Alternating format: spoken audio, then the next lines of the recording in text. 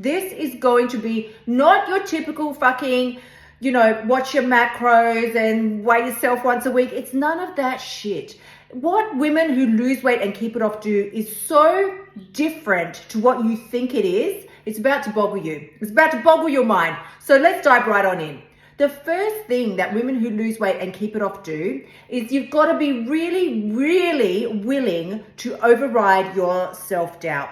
And what I mean by that is it takes time for your body to memorize new reactions to an old trigger. If you are very used to coming home at night after a really, tough day at work, and the trigger for you is seeing the kids and they're all having their snack time and it's fantastic, and that's your trigger, then you might just automatically dive your hand in, reach for some chips, and you don't even, either A, you don't even think about it, or B, you do damn well think about it and you feel guilty.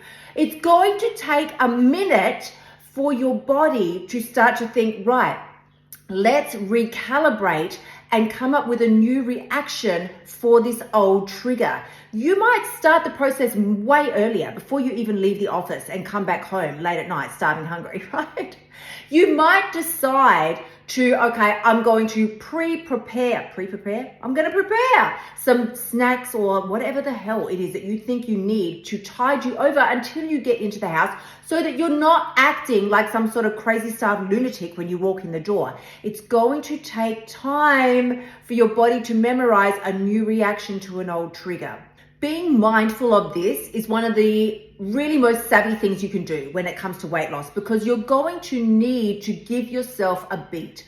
What if, let's just lay it on the table. Journaling is something that I struggled with it for so long because it kind of gives me the shits, to be honest.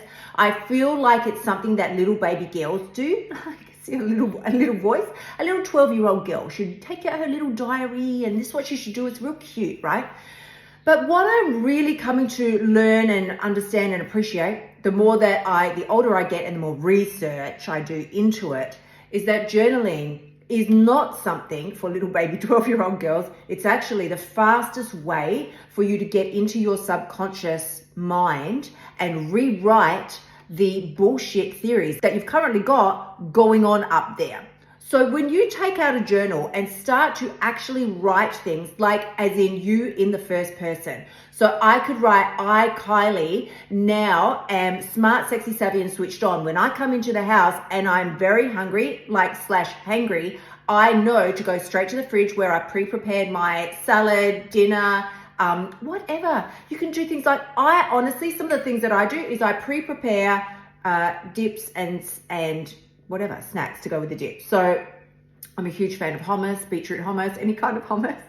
I love me some hummus. And I will I'll prep. Why do I keep saying pre-prep? I'm going to prep carrot sticks. I don't like celery sticks, so I don't do them. I do actually randomly like zucchinis cut into sticks. They don't actually taste like anything, but they're kind of a little bit chewy, more chewy than crunchy than a carrot. You can also then have the other things that I like are rice crackers to have with them, but something that I'm not going to feel like a dick after I eat it and feel like I've blown it, I've stuffed it up. I might as well now just go and stuff my face for the whole evening, because what was the point? I ate chips.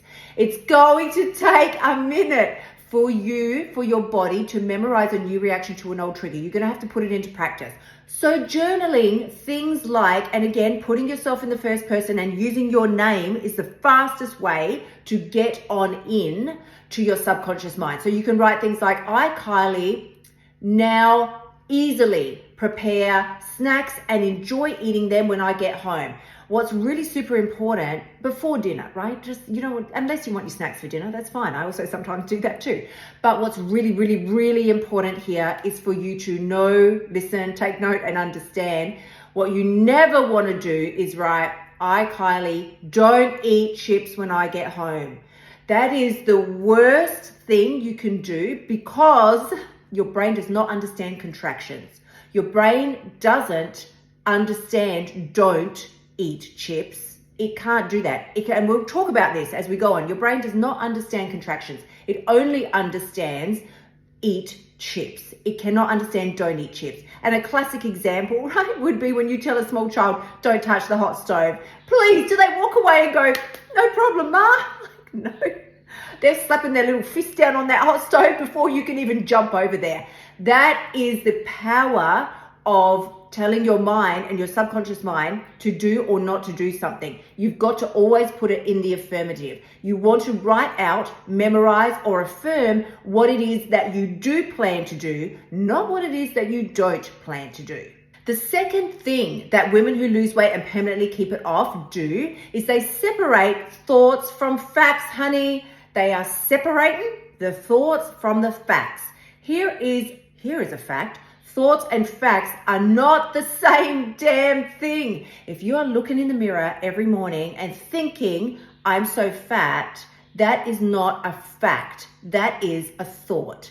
If you eat a cookie during the day and think to yourself, I've failed now, also not a fact. That is a thought. Let me give you a hot tip on how you can differentiate and separate the two. A fact has to be something so boring almost and factual. It has to be something that's so blah in nature that you could present it in a court of law and it would be indisputable across the board. The jury would all unanimously say, yes, this is a fact. Things that would fall into the category of facts, and let me tell you, there's not very many of them, would be things like gravity. It's a fact. We can prove indisputably that if you drop something, it's going to fall. Another fact would be the fact that the earth revolves around the sun, and therefore it causes what we now call night and day. The tide comes in and out. These are facts. We can prove these and nobody can prove them wrong. What is not a fact is my arms are fat, my stomach is fat. You might think, but Kylie, I've got fat on my body. Fine. If that's the case, it's fine. But you are not fat. You are whatever you perceive yourself to be. And here's how I can tell you that's not a fact. Because if I plonk you down in the middle of some tribal culture in Africa, I guarantee you your body is going to be highly sought after by the men in that tribe. They love them. Some more fuller figure, bootylicious babes. And that means you are not fat. You are now sexy as fuck and highly desired. You thinking that you're fat, not only are you thinking thoughts that are not facts, you're also thinking thoughts that are not fucking helpful at all. Telling yourself that you're fat, just like we spoke about in the first point there, is not going to generate feelings and emotions and motivation in your body to do anything about it, to change. You're going to want to eat to console yourself. You need to stop that shit right away. The third thing, and this is what I mentioned a little earlier, that's really, really important here to take notice of, is that we in general, as human beings, will notice the exception, not the rule. We always notice what is there or what has happened, not what isn't there or what hasn't happened. Here's what I mean by that. You right now have been listening to this podcast and the whole time you've been breathing oxygen, but you haven't noticed it. It's not staggering to you. You're not fucking running down the road going, oh my God, I'm breathing oxygen. This is fucking amazing. Like, it's just not an issue for you. You don't notice it because it's so commonplace. However, if I sucked all the air out of that room, you would notice it real fast. You're noticing the exception, not the rule. You can notice a car pulling into your driveway, but you can't notice a car not pulling into your driveway. Here's a better example. You will notice yourself overeating, binging, eating the cookie, but you're not noticing all the times when you don't overeat, eat the cookie, or binge. You don't notice those things. And here's why this is so important. Because you need to take note, even if you do a 5-second stock take at the end of the day, of all the times you could have gone to town and stuffed your face during that day, had a hard time, the boss was an idiot, you broke up with your partner, one of the kids got sick, anything that went on that we would normally eat over, if you restrained yourself, even just for a moment, that is something to really pat yourself on the back for, because that is fucking amazing. That is you standing in your power and making progress. Every single time you say no to the food that you would previously have eaten, you are killing off and allowing them to die the neural pathways in your brain that would normally drive that sort of behavior. That's what you're doing. You don't do this behavior because you're just some kind of random robot that can't control themselves. You do what you do because there are well grooved and oiled neural pathways in your brain that will force you to do it. That can't make you not help yourself to be able to do it. This is great English here. But you virtually can't stop yourself because these are your habits that are well formed in your brain.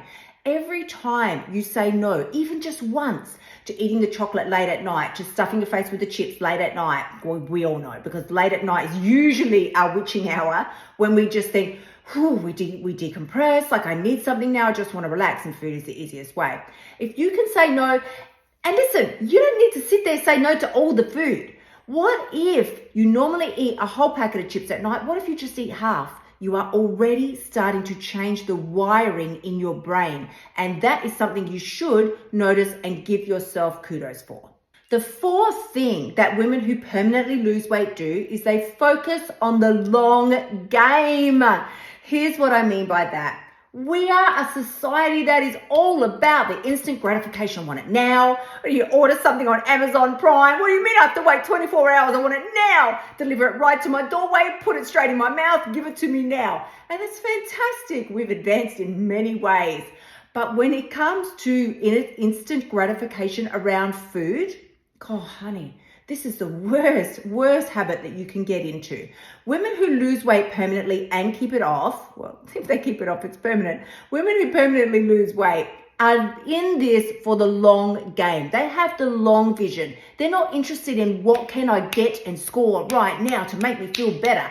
They are already thinking and primed in their head for how do I want to feel tomorrow? How do I want to feel when I wake up tomorrow? Sure, I might feel like stuffing this entire cheesecake down my throat right now at 9 o'clock at night because my husband's been a dick. Whatever they're thinking. But how women who lose weight and keep it off are already thinking, how do I want to feel tomorrow? And not only that, how do I want to feel 7 days from now, 30 days from now? If I skip this workout another time, make another excuse, just one more time. How is this going to affect my game 20 days from now, 30 days from now, 6 months from now? Because here's the thing, like we spoke about in that last point, every time you think, oh, it's just one more time. You tell yourself it's just one more time. It doesn't matter. Are you so delusional that you think one more time can be undone by one more time of good eating? No. You have grooved those neural pathways in your mind and in your habit brain so strongly. Every time you say one more time, you are digging those grooves deeper and deeper and deeper. And it could potentially take you 3 months, 6 months, 12 months to undo the damage that you have done to the neural pathways in your brain, the habit center, by telling yourself it's just one more time. Women who lose weight permanently know this. And they understand that if you're just in this for the instant gratification, what is the point if you are not proud of what you're achieving? Instant gratification is great. It's fantastic. And sometimes we all need it. Sure, I understand. However, if it's not giving you an outcome that you are really, really fucking proud of, then what was the point of the exercise? Now, the next 2 points, whilst I said we weren't going to boil this down to the simplicity of what we generally talk about when it comes to weight loss, quote unquote, these two are very important. So point number 5 is about your macros and your calories, because I know so many of us still feel very stressed, really. If we think about not counting calories or not counting macros, which is, macros is the more fucking modern term for calories. It's all the same shit. We're just still counting the fats, the calories, the whatnot. But here's what I want to say to you. If it doesn't come from nature, then think twice before eating it. If it does come from nature, then don't stress over the calories, the fat grams, the macros. The foods that you can go into the garden and pick are not the things that are giving you a weight problem. You do not need to sit there and dissect your fucking salad at dinner time to make sure there's not too much olive oil and not too much avocado and keep that salt off there. That makes me bloat. Well, listen, that's fine. If you think it's going to affect your weight the next day, fantastic. But really, let's be very truthful. There is not one woman out there who has a weight issue because she's addicted to broccoli. I can assure you now. Point number 6 is that you must add this to your list of daily non-negotiables. Girl, you have got to start drinking a minimum of 2 and preferably 3 liters of water a day. Why do I say this? Because so often thirst is disguised as hunger. I've noticed with myself that sometimes, usually late in the afternoon, and always if I have not drunk much water that day, I will start to feel like I want something sweet, first of all, and then usually I never go for fruit because that's just not my jam, right? In my head, and this is after 30 years of dieting, I still associate fruit and veggies like with diet food. I love them, I enjoy them, but they still are like categorized as diet food in my head. So if I'm craving something in the afternoon, I promise you, honey, it is not going to be like an apple. I am going to start feeling like I want something sweet, but like a lolly or like a jube or something like that. Some candy, right? Candy. This is what I feel like I want. And I have now become savvy enough to learn that I usually, late at that time in the afternoon, am not actually wanting lollies or jubes or candy. What I want is something in my mouth that will produce saliva. I'm fucking thirsty. And once I go and up my water intake, I'm always fine. So please, just assess water is an important component. Besides the whole flushing your cells, getting rid of toxins and all those types of things, keeping your skin clear, regulating hormones, all of that, which yes, is very important. We will save that for another day. But just when it comes to its effect, the effect that it has on your hunger, this is also something you really need to be paying attention to. Now, point number 7 is about your self-sabotage, honey. Please, do we really want to open this can of worms? We are the masters of self-sabotage.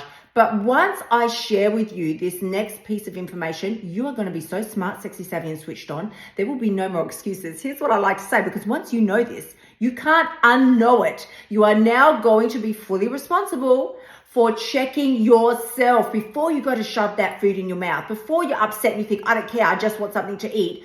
Let me tell you how we sabotage ourselves in 3 different ways when it comes to our weight loss. The first, we either stop ourselves from losing weight at all. And the way that we would do this, come on, I don't even need to explain this to you. You know, you usually will get stuck in that 2 to 3 kilo range. I lose 2 kilos, I put it back on. I lose 3 kilos, I put it back on. This is the first way we self-sabotage. And I don't need to tell you how we do that. You damn well know how you're doing that. You are paying attention to what you're eating. You're doing all the things. You're moving your body. It's fan-fucking-tastic. And then you think, screw it, fuck it, doesn't matter. Or you start to think yourself, I've made little progress. It's all right. It's all good. It doesn't matter. And then you eat your face off and you wonder why you gain the weight back. The second way we self-sabotage is we let ourselves lose the weight. It's fantastic. Lose the weight. 45 kilos later, you're happy as Larry. And then you gain it back. Well, I've got wiggle room now. Now I've got some wiggle room. I've arrived. You start to think, I've arrived. You're here. You've hit Mecca. You're in like weight loss heaven. Well, now you've lost 45 kilos. Surely you can eat now. Yeah, fine, sure. And you do. And then slowly, inch by inch, you gain that damn weight back. How many of it? Raise me an emoji hand, honey, if you've been there, because I've been there so many times. It's just fucking embarrassing. The third way that we self-sabotage, and I always talk about this because I think it's the saddest one, because it's probably the one where I spent the most time, is that we do lose the weight. We let ourselves lose the weight. It's great.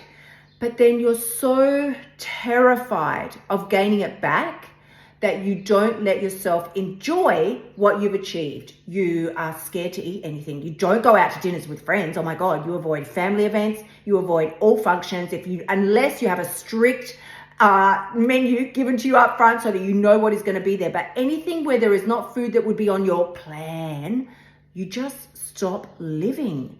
It's really the saddest place to be. So you must get savvy, like you hear me say, I'm always saying smart, sexy, savvy, and switched on, girl, with your self-sabotaging patterns. Oh, that's way too many S's. I'm freaking myself out. get savvy, because once you know how you are screwing yourself over, you can now take the steps necessary to stop the screwing. Just stop it. The 8th step is about affirmations and action. Now, listen, I love me some great affirmations, and I've been a fan of affirmations for many, many years. Since Louise Hay, I probably discovered her when I was in my late teens, and it's fabulous. She's gone off to be with the angels now, bless her little heart. However, she was sort of the queen, the introductory diva of affirmations to the world. I really feel like before that they were a bit of a hidden secret, but once she came out and started letting people know to the masses, divulging to the masses about the power of affirmations, was great. But what was never explained after that was that they are almost useless if you don't take corresponding action. Now, this is something I had to learn for myself. Nobody ever told me. I didn't fucking find this on Google. This was something that I had to learn through my own trial and error. I would affirm positive shit all day long. I could affirm you under the table, no problem. However, I wasn't taking the actions. I would sit around. I would even take the time to go to the mirror, stare at myself and my body and my naked body. That was scary enough. In the mirror, and affirm to myself, I am strong, I am healthy, I am thin, all the things, right? I am healthy, I am wealthy, all the fabulous things they tell us to say. But nobody then says, and FYI, honey, you better follow that shit up with some action. Ain't nobody telling you that. You can tell yourself you're healthy and slim all day long, but if you don't get your ass to the gym, it's not going to do a damn thing. You can tell yourself, I'm lose weight easily and with effortless ease. Right? Here's one. I lose weight with effortless ease. Great. Tell yourself that for the next week. But if you don't decide to pay attention to what it is that you're putting in your mouth, you ain't going to lose no weight with effort and ease. Nothing. Is nothing going to change. Nothing will change until you change the actions that you're taking. And then you think, well, couldn't I just skip the affirmations and go straight to the action? Yeah, you absolutely could. However, the bonus of affirmations is that they will start to change, as we spoke about earlier, the neural pathways in your brain. They will start to carve out new pathways, which will make going to the gym, checking your dinner, eating more salad, drinking more water. It will make all of those things easier. You can white knuckle your way through those changes, but if you can make the affirmations and mix them in together like a sandwich, then you're going to get a lot further, a lot faster. Affirmations are really the bread of the sandwich, and the action you need to take is the meat. You cannot eliminate the filling from that sandwich and think you're damn well going to get anywhere. Now, the 9th point that I want to share with you, and this one is something you're probably already going to back away and cringe. You're going to cringe when I share this with you. It's time, honey, it's time for you to think more highly of yourself. Psychological tests have proven that most women minimize themselves because we have stored feelings of inadequacy or inferiority. But once an image is implanted into your subconscious mind, like we spoke about earlier, it will stay there until it is eliminated or replaced. You cannot just decide that you want to start taking care of yourself and thinking more highly of yourself without speaking to yourself differently and acting differently. Honey, it is not selfish to put yourself first. It is selfish not to. And what I mean by that is you tell yourself, I love my family. I love them more than anything. I love my boyfriend. I love him so much. Yeah, but you are not showing up as the best damn version of yourself. You're giving your family, your partner, your whoever, you're giving them some fucked up inferior version because you act like you don't believe in yourself. You can never achieve the things that you want to achieve. You act as if you are some lower class entity compared to them. Oh, I've got to calm down now. I'm going to get a little bit riled up. It is not love when you put everybody else first and you are running around on fumes. How is that love? They are getting, like I said to you, they are getting a subpar version of you. They are not getting the best version of you. Are you teaching the people around you exactly what you can look like, achieve, be? Are you being so inspirational that your little ones will look up to you with awe and just go, I want to be like her when I grow up? If you are not, then it is time for a change. Now, the last point that I'm going to share with you today is fucking fabulous, honey. It's fabulous. And it really ties in everything that we've shared about today, because you might be thinking, I do want to step it up, Kylie. I don't want to be the subpar version. I do want to drink more. I do want to do my affirmations, and I do want to move my ass. Great news, because here is number 10. It is time for you to question your thoughts.